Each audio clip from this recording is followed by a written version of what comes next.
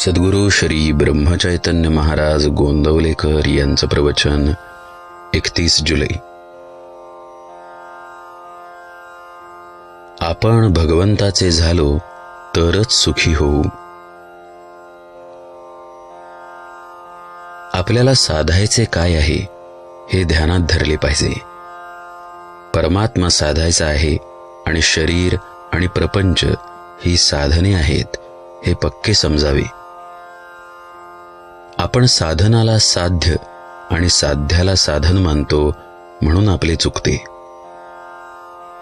एका गृहस्थाला मुलाबाळांसह मुंबईला जायचे होते. आता आगगाडीत बसायला मिळेल या आनंदात मुले गाडीत बसली, पण मुंबईस जाण्यासाठी गृहस्थ गाडीत बसला. गाडीतून उतरताना मुलांना वाईट वाटले, त्या गृहस्थाला नाही तसे वाटले. वसिष्ठांनी रामाला सांगितले की रामा, तू प्रपंचात वागताना अंतर्यामी निस्संग रहा. मी देह नसून आनंदरूप आत्मा आहे, निस्संग आहे, ही दृढ भावना ठेवून प्रपंच करावा. जमीन सोडून कुणाला राहता येत नाही, त्याप्रमाणे प्रपंच कुणालाच टाकता येत नाही. पण त्यात राम करता मानून वागणारा तो पारमार्थिक, मी करता मानून वागणारा तो प्रापंचिक. मी करता असे म्हणूनही जर प्रपंच दुःखरूप राहतो, सुखरूप होत नाही, तर त्याचा करता मी नाही हे सिद्धच झाले. प्रपंच हा अर्धवटच आहे, पूर्ण फक्त राम आहे. मिठाचे पोते कितीही धुतले तरी त्याचा खारटपणा जात नाही, तसे प्रपंचाचे आहे. म्हणून परमार्थ हे ध्येय ठेवून सुलभ असे साधन जे नामस्मरण ते अखंड करावे. प्रपंचात आपण किती कष्ट करतो, तितका मोबदला मिळत नाही तरीही कष्ट करतो. परमार्थात तसे नाही. परमार्थ जितका जितका करावा तितके तितके समाधान अधिकाधिक असते. आयुष्यभर प्रपंच केला तर मृत्यूसमयीही प्रपंचच आठवेल. म्हणून प्रपंचाचा हव्यास धरू नये. प्रपंचातल्या वस्तू आज ना उद्या जाणार हे जाणून त्यांच्याबाबत अलिप्तपणाने वागावे.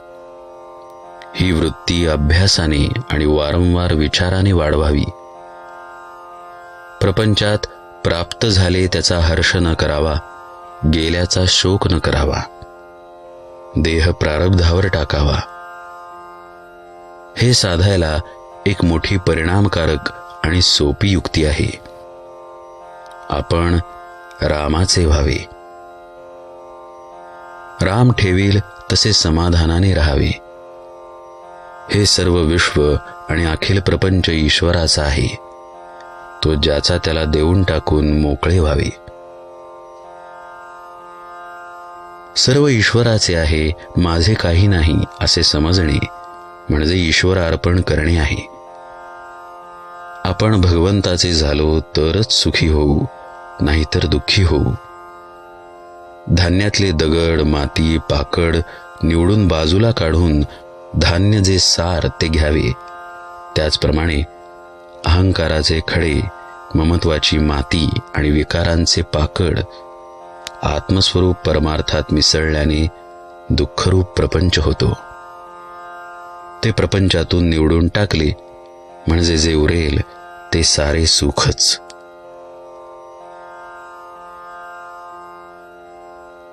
रामा, सर्व तुझेच आहे, तू देशील ते घेईन अशी भावना ठेवावी. यानेच अत्यंत समाधान होते. जानकी जीवन स्मरण. जय जय राम.